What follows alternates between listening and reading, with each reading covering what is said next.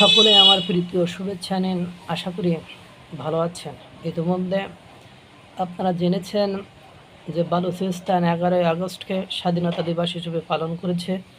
1947-এ যখন পাকিস্তান, বাংলাদেশ, ভারত উপমহাদেশ ভাগ হয়, তখনই তারা এই দেশটিকে স্বাধীন করতে চেয়েছিলেন।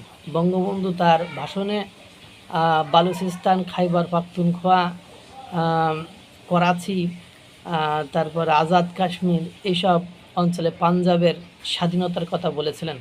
বঙ্গবন্ধু সেই সময় বাংলাদেশের স্বাধীনতার সাথে সাথে যে দেশগুলো স্বাধীনতা দাবি করেছিলেন তার মধ্যে বালুচিস্তানও ছিল। সেই বালুচিস্তান ইতিমধ্যে 11ই আগস্ট স্বাধীনতা দিবস বহু উৎসাহ উদ্দীপনার মধ্য দিয়ে পালন করে ফেলেছে।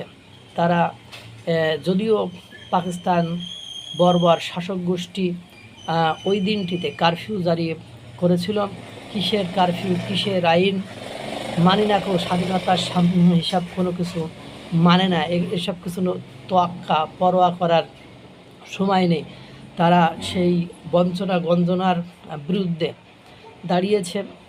বালুচিস্তানের লিবারেশন আর্মির নেতা বলছে তারা কারফিউ জারি করেছে, তারা ইন্টারনেট সেবা বন্ধ করে দিয়েছে, তারা মানুষের যোগাযোগ বন্ধ করে দিয়েছে। কিন্তু মানুষ তারা স্বাধীন হতে চায়। মানুষ নির্যাতন নিপীড়নের বিরুদ্ধে এখন ঐক্যমত ঘোষণা করেছে। তাদের সামনে এখন অপশান দুইটা, হয় মৃত্যু, না হলে স্বাধীনতা।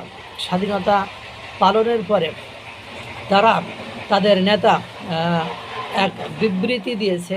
সেই বিবৃতিতে নেতা বলেছে যে তারা কীভাবে স্বাধীনতা পালন করেছে। শত বাধা বিপত্তি উপেক্ষা করে তারা 11ই আগস্ট স্বাধীনতা পালন করেছে। যদিও এই দিন পাক বাহিনী বিমান দিয়ে হামলা চালিয়ে 27 জন নিরীহ জনগণকে হত্যা করেছে।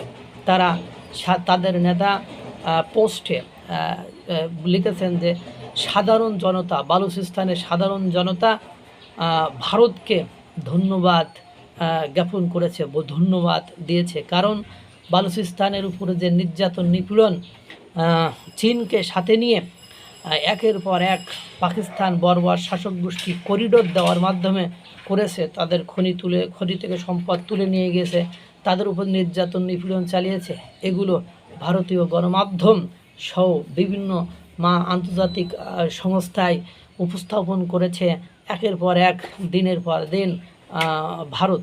সেজন্য বালুচিস্তানের জনতা স্বাধীনতা দিবস উদযাপনের সাথে সাথে ভারতকে প্রশংসা করেছে, ভারতকে কৃতজ্ঞতা প্রকাশ করেছে। আপনারা জানেন ইতিমধ্যে আন্তর্জাতিক সংস্থাগুলো মাহেরাং বালোচ, যে ডাক্তার নারী নেতৃত্ব, যার 48 মিনিটের ভাষণে জনগণ, বালুচিস্তানের জনগণ চাঙ্গা হয়েছিল। পাক হানাদার বাহিনী 7ই মার্চের ভাষণের পরে, যেমন 25শে মার্চ কালো রাতে বঙ্গবন্ধু শেখ মুজিবুর রহমানকে গ্রেপ্তার করে নিয়ে গিয়েছিল মাহেরাং বালোচকে, ঠিক ডাক্তার মাহেরাং বালোচ একজন নারী নেত্রী হওয়া সত্ত্বেও তাকে ঠিক ওইভাবেই তার 48 মিনিটের ভাষণের পরপরই সেখানে তিনি বঙ্গবন্ধু শেখ মুজিবুর রহমানের কথা রয়েছে যে বঙ্গবন্ধুর পথ ধরো, বালুচিস্তান স্বাধীন করো, এই বক্তব্য তিনি দিয়েছিলেন।